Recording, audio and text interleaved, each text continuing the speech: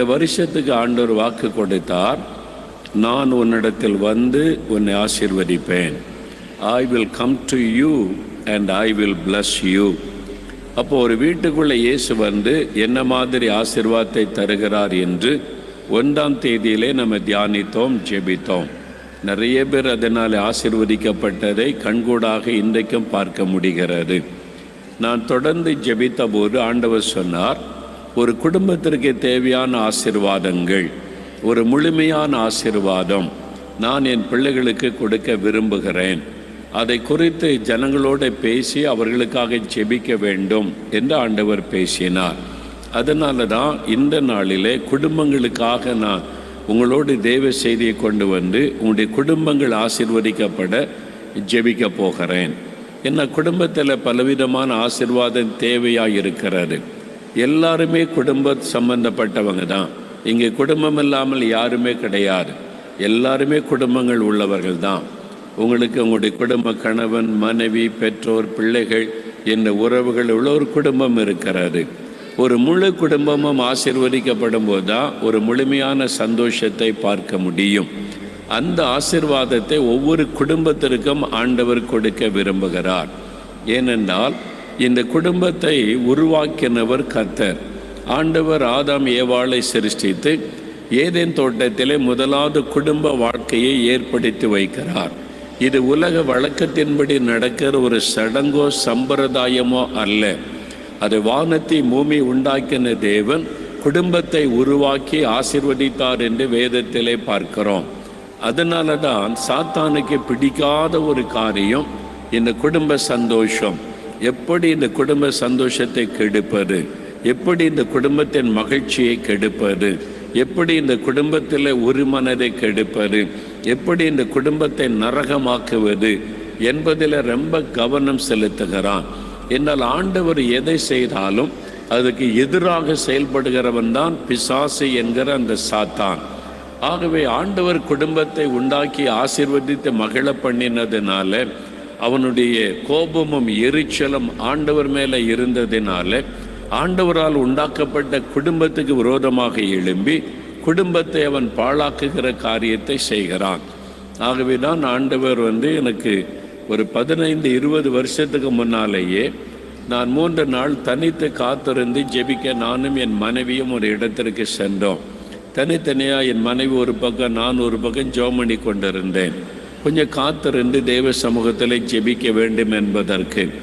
அப்போது ஒரு நாள் ஆண்டவர் இறங்கி வந்தார். ஆண்டவர் என்னிடத்தில் சொன்னார், மகனே, குடும்பங்கள் மீது அதிக கவனம் செலுத்து, குடும்பங்களுக்காக அதிகமாக ஜெபம் பண்ணு என்று ஆண்டவர் பேசினார். ஏன் ஆண்டவரை பிரத்யேகமாக அதற்காக ஜெபிக்க வேண்டும் என்று கேட்டபோது, கடைசி காலம் சாத்தான் குடும்பங்களை குறிவைத்து தாக்குகிறான். குடும்பங்களுக்கு விரோதமாக இன்னும் பலமாக எழும்புவான். குடும்ப சமாதானத்தை கெடுக்கவும் மகிழ்ச்சியை கெடுக்கவும் பலமாய் கிரியை செய்வான். அதனால் ஜெபம் அந்த குடும்பத்தை பாதுகாக்கும்.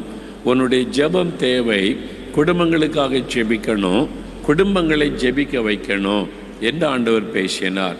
அதனால தான் குடும்ப ஆசீர்வாத ஜெபத்திட்டம் ஒன்றை ஏற்படுத்தினோம். அதில் இப்போ 85,000க்கும் அதிகமான குடும்பங்கள் இணைந்திருக்கிறாங்க. அவங்களுக்காக தினந்தோறும் இங்கே ஜெபக்குழுவிலே நாங்கள் ஜெபிக்கிறோம். அத்தனை குடும்பங்கள் 85,000 குடும்பங்களுக்காக ஜெபிக்கிறோம். அவங்க என்னென்ன ஜெபிக்கணும், எப்படி ஜெபிக்கணும்னு கர்த்தர் பேசினார். வேத வசனங்களை காண்பித்தார். அதன்படியே குடும்பங்களுக்காக ஜெபித்து கொண்டு வருகிறோம். அந்த திட்டத்தில் இணைகிறதுக்கு காசெல்லாம் கொடுக்க தேவையில்லை, காணிக்கை கொடுக்க தேவையில்லை, அது இலவசம். ஆனால் ஒரே ஒரு கண்டிஷன் மாத்திரம் ஆண்டவர் சொன்னார், எந்தெந்த குடும்பத்தில் குடும்ப ஜெபம் பண்ணுவார்களோ அந்த குடும்பத்துக்காக நீங்கள் ஜெபம் பண்ணுங்க, அப்போ தான் நான் ஆசீர்வதிக்க முடியும். அவங்க குடும்பமாய் ஜெபிக்காவிட்டால் நான் ஆசீர்வதிக்க முடியாது. அதனால் அதை உற்சாகப்படுத்துங்கள் என்று சொல்லி தான் இப்பொழுது குடும்ப ஆசீர்வாத நேரம் என்று சொல்லி ஒவ்வொரு திங்கட்கிழமையும் சத்யன் டிவியில் காலை 6:30 மணிலேருந்து 7 மணி வரைக்கும் குடும்ப ஆசீர்வாத நேரம் ஒளிபரப்பப்படுகிறது. நானே அதுக்கு எங்கள் இயேசுடிக்கிற டீமாக உட்கார்ந்து பாட்டு பாடி வசனம் வாசித்து ஒரு விளக்கம் கொடுத்து குடும்பத்தோடு இணைந்து ஜெபிக்கிறோம். நீங்கள் குடும்பமாக உட்காரணும், கணவன் மனைவி பிள்ளைகளாக அந்த ஜெபத்தில் இணைந்து குடும்பமாய் ஜெபிப்பது. வாரத்தில் ஒரு நாள் தான் நான் ஜெபிக்க முடியும், ஆனால் நீங்கள் எல்லா நாளும் ஜெபிக்கணும். செவ்வாய், புதன், வியாழன், வெள்ளி எல்லா நாளும் குடும்ப ஜெபம் பண்ணணும். அதுதான் உடைய குடும்பத்தை பாதுகாக்கும். இப்போ அதில் நிறைய பேர் இணைந்து கொண்டே வருகிறார்கள். நீங்களும் அதில் இணைந்து கொள்ளலாம். அதை பற்றி விவரத்திற்கு எங்களுடைய இன்ஃபர்மேஷன் சென்டர் போங்க. குடும்ப ஆசீர்வாத ஜெபத்திட்டத்தில் எங்கள் குடும்பத்தை இணைத்து கொள்ளுங்கன்னு சொல்லுங்கள். அது இலவசம்தான். நீங்கள் உங்களுடைய பெயர்களை கொடுக்கணும், விவரம் கொடுக்கணும், அவ்வளவுதான். ஆனால் நீங்கள் குடும்பமாக ஜெபிக்கணும். அதற்கு உங்களை அர்ப்பணித்து கொள்ளுங்க. ஏன் ஆண்டவர் குடும்பத்தின் மீது இவ்வளோ கவனம் செலுத்துகிறார்? ஆண்டவர் குடும்பத்தை நேசிக்கிறவர், குடும்பத்தை உருவாக்கினவர் மாத்திரம் அல்ல. இயேசு இந்த உலகத்தில் உலாவின போது எத்தனை அற்புதங்களை செய்தார், பல ஆயிரம் அற்புதங்களை செய்தார். ஆனால் முதலாவது அவர் அற்புதம் செய்தது கல்யாண வீட்டில், ஒரு திருமண வீட்டில் கணவன் மனைவியாக 2 பேர் இணைக்கப்படுகிற ஒரு திருமண வீட்டில் தான் இயேசு முதலாவது அற்புதம் செய்தார். காரணம், அவர் குடும்ப வாழ்க்கையை சிறப்பித்திருக்கிற தேவன். குடும்ப சந்தோஷம் என்பது ரொம்ப முக்கியம், குடும்ப ஆசீர்வாதம் என்பது ரொம்ப முக்கியம் என்பதை உணர்ந்து ஆண்டவர் முதலாவது அற்புதத்தை அங்கே செய்தார் என்பதை பார்க்கிறோம். ஆனால் அந்த வேத புஸ்தகத்தில் குடும்பம் ஆசீர்வாதமாக இருக்க என்னென்ன செய்ய வேண்டும் என்று நிறைய விவரங்களை ஆண்டவர் நமக்கு எழுதி கொடுத்திருக்கிறார். ஒரு கணவன் எப்படி இருக்கணும், ஒரு மனைவி எப்படி இருக்கணும், பிள்ளைகள் எப்படி இருக்கணும், ஒரு மாமியார் எப்படி இருக்கணும், ஒரு மருமகள் எப்படி இருக்கணும், எல்லாமே இந்த வேதத்தில் எழுதப்பட்டிருக்கிறது.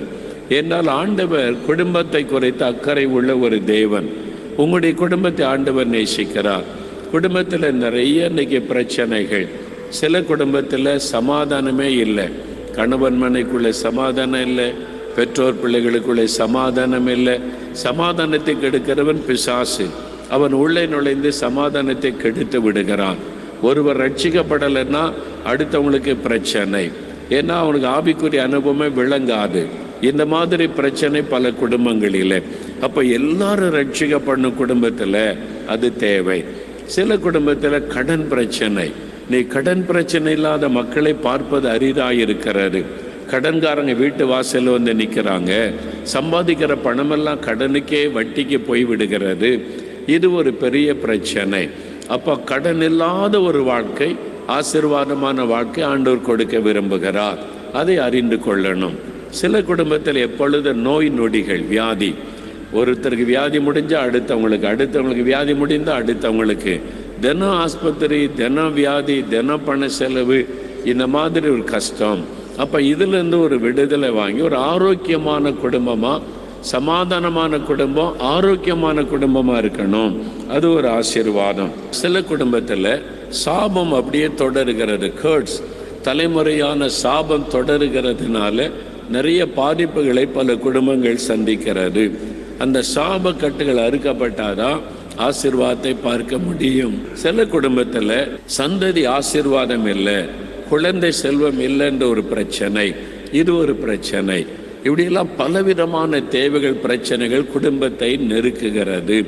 பிள்ளைகளுடைய திருமண காரியம், பிள்ளைகளுடைய படிப்பின் காரியம், இந்த மாதிரி பிஸ்னஸ் காரியம், வேலைக்கு வழி திறக்கலை, பல பிரச்சனைகளை ஒவ்வொரு குடும்பமும் சந்திக்கிறது. ஆண்டவர் ஆசீர்வதித்து ஒரு மகிழ்ச்சியான குடும்பமாய் வைக்க விரும்புகிறார். உங்கள் குடும்பம் மகிழ்ச்சியாக இருக்கணும், சந்தோஷமாக இருக்கணும், இதான் தேவனுடைய விருப்பம். அப்போ அதற்கு ஆண்டவர் ஒரு வாக்கு கொடுக்கிறார் பாருங்க. 128வது சங்கீதம் எடுத்துக்கொள்ளுங்க. 128ஆம் சங்கீதம் குடும்ப ஆசீர்வாதத்திற்காகவே தேவன் எழுதி கொடுத்திருக்கிற ஒரு சங்கீதம். ஒரு ஆசீர்வதிக்கப்பட்ட குடும்பம் எப்படி இருக்கும், உங்கள் குடும்பம் ஆசீர்வதிக்கப்படனா என்னென்ன காரியம், அதையெல்லாம் அந்த சங்கீதத்தில் ஆண்டவர் சொல்லி வைத்திருக்கிறார். 4வது வசனத்தை வாசிக்க கேட்போம். இதோ கர்த்தருக்கு பயப்படுகிற மனுஷன் இவ்விதமாய் ஆசீர்வதிக்கப்படுவான். கர்த்தருக்கு பயப்படுகிற மனுஷன் இவ்விதமாய் ஆசீர்வதிக்கப்படுவான். அது ஒரு குடும்பத்தின் ஆசீர்வாதம். ஆண்டவர் அதான் இன்னைக்கு தியானிக்க போகிறோம். எவ்விதமாய் ஆசீர்வதிக்கப்படுவான்? கர்த்தருக்கு பயந்து அவர் வழிகளில் நடக்கிறவன் எவனோ அவன் ஆசீர்வதிக்கப்பட்டவன், அவன் பாக்கியவான் என்று வேதத்தில் சொல்லப்படுகிறாரு. அவருடைய மனைவி எப்படி இருப்பாங்க, குழந்தைகள் எப்படி இருப்பாங்க, அவருடைய வருமானம் எப்படி இருக்கும், அவருடைய சந்ததி எப்படி இருக்கு, எல்லாம் அந்த அதிகாரத்தில் எழுதப்பட்டு இருக்கிறாரு. அப்போ இதுக்கு முக்கிய காரணம் கர்த்தருக்கு பயந்து அவர் வழிகளில் நடக்கிறவனுக்கு தான் இந்த ஆசீர்வாதம்.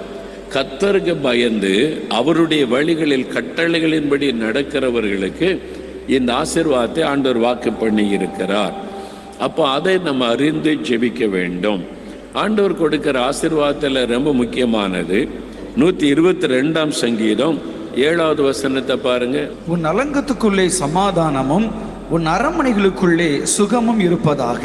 உன் அலங்கத்துக்குள்ளே சமாதானமும் உன் அரண்மனைக்குள்ளே சுகமும் இருப்பதாக.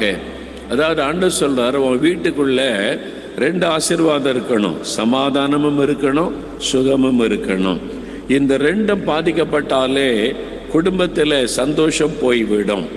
உன் குடும்பத்தில் சமாதானம் இருக்கணும், ஆரோக்கியம் இருக்கணும். இந்த 2ஐயுமே கர்த்தர் வாக்கு பண்ணி இருக்கிறார்.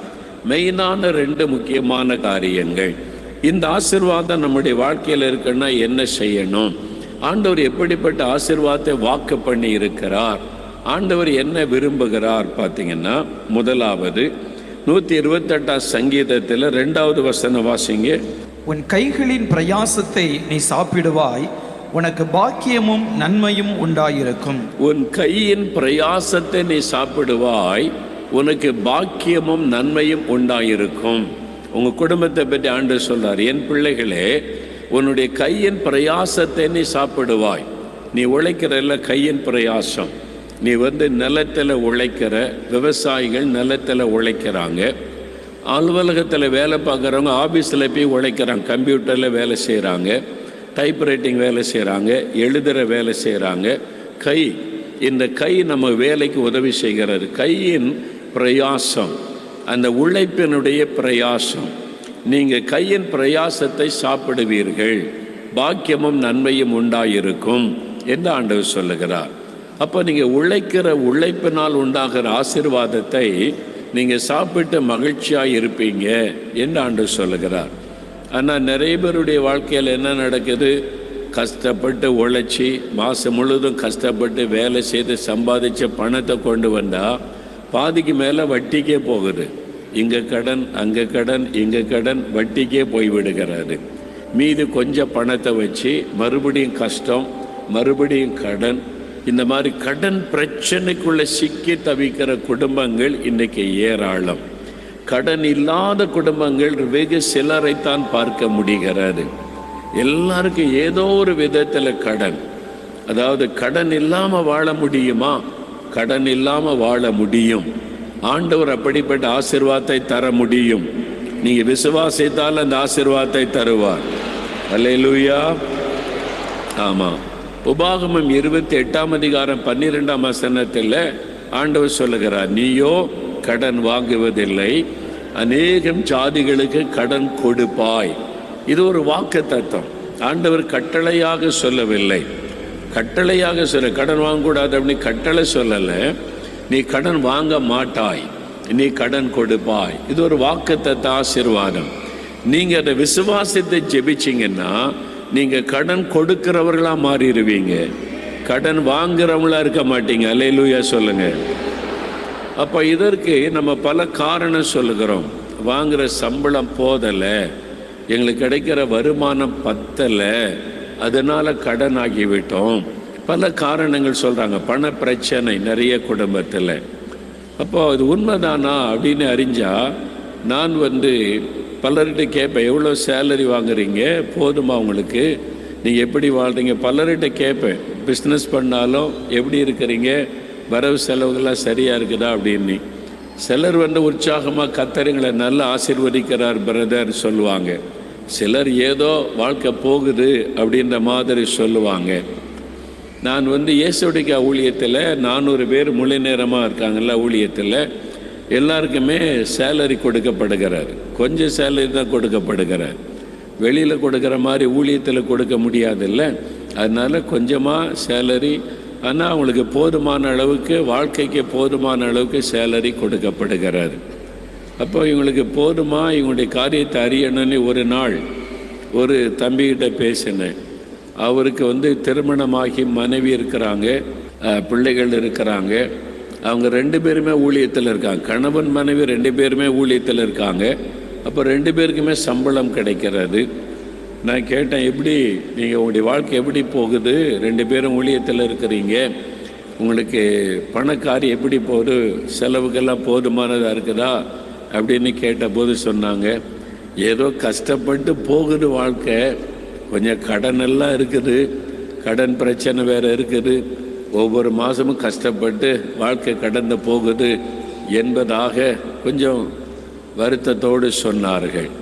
அப்போ 2 பேர் சம்பளம் வாங்கி இப்படி கஷ்டப்படுறாங்கன்னா, ஒரு ஆள் மட்டும்தான் ஊழியத்தில் இருக்காங்க, மனைவி ஊழியத்தில் இல்லை, அவங்களுக்கு சம்பளம் கிடையாது.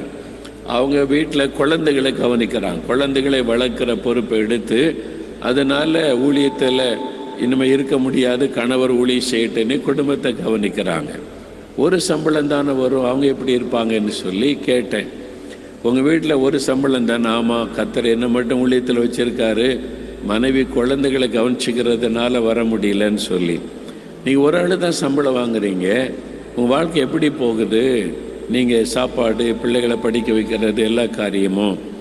அவர் சொன்ன விஷயம் வித்தியாசமாக இருந்தது. ஆண்டவர்களை நல்ல ஆசீர்வச்சிருக்கிறாருன்னு. நாங்கள் ஒரு குறையும் இல்லை, ஆண்டவர் மீதியான துணிக்கைகளையும் எடுக்க வச்சிருக்கிறாரு, நாங்கள் நல்ல ஆசீர்வாதமாக இருக்கிறோம் என்பதாக சொன்னார். எனக்கு இப்போ ஒரு கேள்வி, 2 பேர் சேலரி வாங்குறாங்க, கடன் பிரச்சனைன்றாங்க, ஒரே ஆள் சேலரி வாங்குறாரு, எங்களுக்கு மிச்சம் இருக்குதுன்னு சொல்கிறாங்க. என்ன காரியம் இது? அப்போ ஆசீர்வாதம் எங்கே இருக்குது என்பதை யோசிக்க ஆரம்பித்தேன். இப்போ நீங்களும் யோசிக்கிறீங்கல்ல, யோசிக்கணும் அப்படி எதனாலன்னு சொல்லி. அப்போது நான் யோசித்த போது அறிந்து கொண்டேன், ஆசீர்வாதம் வாங்குகிற சம்பளத்தில் இல்லை, கர்த்தருடைய கரத்திலிருந்து வரக்கூடியது. அல்லேலூயா. ஆசீர்வாதம் என்பது நீங்கள் சம்பாதிக்கிற சம்பாத்தியத்தில் இல்லை, நீங்கள் வாங்குகிற சம்பளத்தில் இல்லை, அது கர்த்தருடைய கரத்திலிருந்து வரக்கூடியது. அதனால 2 பேர் சம்பளம் வாங்கி கடன் பிரச்சனைகள் இருக்கிறவங்களும் இருக்காங்க, ஒரு ஆள் சம்பளம் வாங்கி மீதி மிச்சத்தோட செழிப்பாய் வாழ்கிறவங்களும் இருக்கிறாங்க. அப்போ எது அவசியம்? கர்த்தருடைய ஆசீர்வாதம் தான் அவசியம். நீங்கள் உங்களுடைய சம்பளம் வருமானத்தின் மீது கவனம் செலுத்தினீர்களானால் அது ஒரு முழுமையான ஆசீர்வாதத்தை கொண்டு வராது. அதை விட்டு ஊழியம் கொடுத்த கர்த்தர், வேலை கொடுத்த கர்த்தர், வேலை செய்ய பலன் கொடுத்த கர்த்தர் எங்களை ஆசீர்வதிப்பார் என்று அவர் மீது விசுவாசம் வைத்தால் ஒரு நன்மையும் குறைவுபடாது. நீங்கள் அதை ஆண்டவர் சொல்ல, உன் கையின் பிரயாசத்தை நீ சாப்பிடுவாய். நீ கையின் பிரயாசத்தை அடுத்த ஆளுக்கு கொடுக்க மாட்ட, வட்டி பணம் போகுதுன்னு கொடுக்க மாட்ட. நீ உழைத்து சம்பாதிக்கிற பணம் உன் குடும்பத்துக்கு ஆசீர்வாதமாக இருக்கும், அதை நீ சாப்பிடுவாய்ன்னு கர்த்தர் வாக்கு கொடுக்கிறார். பிரியமானவர்களே, இயேசு கிறிஸ்து நாமத்தில் உங்களுக்கு என் அன்பின் வாழ்த்துக்கள். உங்களை பார்த்து சொல்றார், என் மகனே, உன் கையின் பிரயாசத்தை நீ சாப்பிடுவாய். நீ உழைத்து சம்பாதிக்கிற அந்த வருமானத்தின் ஆசீர்வாதம் உன் வாழ்க்கையில் இருக்கும். அப்போ ஆசீர்வாதம் என்பது தேவனுக்கு பயந்து கர்த்தருடைய வழிகளில் உங்களுக்கு ஒரு வேலை கொடுத்துருந்தால் அது கர்த்தர் கொடுத்த வேலைன்னு சின்சியராக செய்யணும். உங்களுக்கு ஒரு பிஸ்னஸ் இருந்தால் அது கர்த்தர் கொடுத்த தொழில் என்று கர்த்தர் விரும்புகிறபடி சின்சியராக செய்யணும். அப்படி உழைக்கிற கஷ்டப்படுகிற உண்மையான மனுஷனாக இருந்தால் உங்கள் வாழ்க்கையில் பண கஷ்டமே வராது, கடன் பிரச்சனை இருக்காது, நிரம்பி வழிகிற ஆசீர்வாதம். ஆண்டவர் வாக்கு கொடுத்ததை செய்யணுமானா அவருடைய வார்த்தையின்படி நடக்க அர்ப்பணிக்கணும். கர்த்தருக்கு பயந்து அவர் வழிகளில் நடக்க ஒப்பு கொடுங்க. இன்றையிலிருந்து உங்கள் வீட்டுக்குள்ளே மாற்றம் வரும், உடைய வருமானத்தில் ஆசீர்வாதம் வரும், செழிப்பும் நன்மையும் வரும். நான் விசுவாசிக்கிறேன். அதுக்கு தான் அவர் சிலுவையிலே தன்னையே பலியாய் கொடுத்தார். இந்த ஆசீர்வாதம்லாம் சும்மா வராது. இயேசு சிலுவையிலே நம்முடைய பாவங்கள், சாபங்கள், வியாதிகள், வேதனைகள் எல்லாத்தையும் சுமந்து முடித்ததுனால உன்னை ஆசீர்வதிக்கத்தானே நான் சிலுவையில் மறித்தேன். உன்னை ஆசீர்வதிக்க நான் ஆயத்தமாக இருக்கிறேன். உன் குடும்பத்தையே நான் ஆசீர்வதிப்பேன்னு சொல்கிறேன்.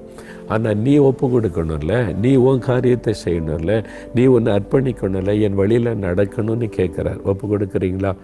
இன்றைக்கு ஒரு நிமிட கண்களை மூடி, ஆண்டவரே, உமக்கு பயந்து உம்முடைய வழிகளில் நான் நடப்பேன். இனி இஷ்டப்படி நடக்க மாட்டேன், மனப்போக்கில் நடக்க மாட்டேன். தெய்வ பயத்தோடு உம்முடைய வசனத்தின்படி வாழ ஒப்பு கொடுக்கிறேன். உம்முடைய வழிகளில் நடக்க அர்ப்பணிக்கிறேன். என் வருமானத்தை ஆசீர்வதியும், கடன் பிரச்சனையை மாற்றும், வறுமையை மாற்றும், செழிப்பை தாரும். என் மனைவி ஆசீர்வதியும், பிள்ளைகளை ஆசீர்வதியும், எங்கள் பெற்றோரை ஆசீர்வதியும், என் பேர பிள்ளைகளை ஆசீர்வதியும். நாங்கள் குடும்பமாய் மகிழ்ந்து குறைவில்லாத நிறைவான வாழ்க்கை வாழ ஆசீர்வதியும். அந்த ஆசீர்வாதம் இந்த நாளில் எங்கள் வாழ்க்கையில் உண்டாகணும், எங்கள் குடும்பத்தில் உண்டாகணும்.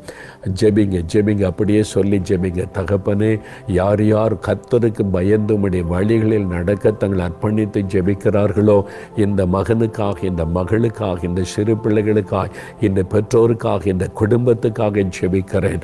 நான் வந்து ஆசீர்வதிப்பேன் என்று வாக்கு கொடுத்தவரே, இந்த வீட்டுக்குள்ளே வந்த இந்த முழு குடும்பத்தையும் ஆசீர்வதியும். கணவனை ஆசீர்வதியும், மனைவியை, பிள்ளைகளை ஆசீர்வதியும், பெற்றோரை ஆசீர்வதியும், வருமானத்தை ஆசீர்வதியும்.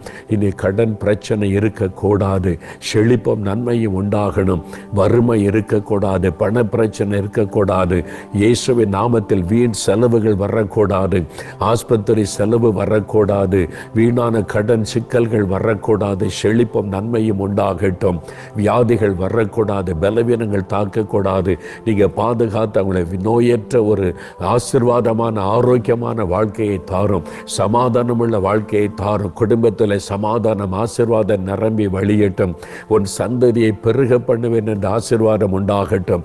இந்த வருஷத்தில் குழந்தை செல்வத்தை அருளி ஆசீர்வதித்து பிள்ளைகளை படிப்பில் ஆசீர்வதியும். நீர் விரும்புகிறபடி படிக்க, நீர் எதிர்பார்க்கிறபடி அவருடைய வாழ்க்கை அமைய ஆசீர்வதியும்.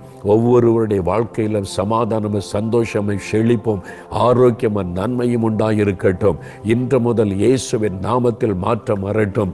ஆவிக்குரிய வாழ்க்கையிலே மாற்றம் வரட்டும். ஜெப ஆவி ஊற்றப்படட்டும். குடும்பமாய் ஜெபிக்க தூண்டி அருளும். குடும்பமாய் வேதத்தை தியானிக்க கிருபை தாரும். குடும்பமாய் ஆவிக்குரிய அனுபவத்தில் வளர உதவி செய்யும். இயேசு கிறிஸ்துவின் நாமத்தில் ஆசீர்வாதம் உண்டாகட்டும். நீ சொன்ன இந்த வசனத்தின் ஆசீர்வாதம் பிள்ளைகளுக்கு பலிக்கட்டும். இயேசு கிறிஸ்துவின் நாமத்தில் ஆசீர்வதித்து ஜெபிக்கிறேன் பிதாவே. ஆமேன், ஆமென்.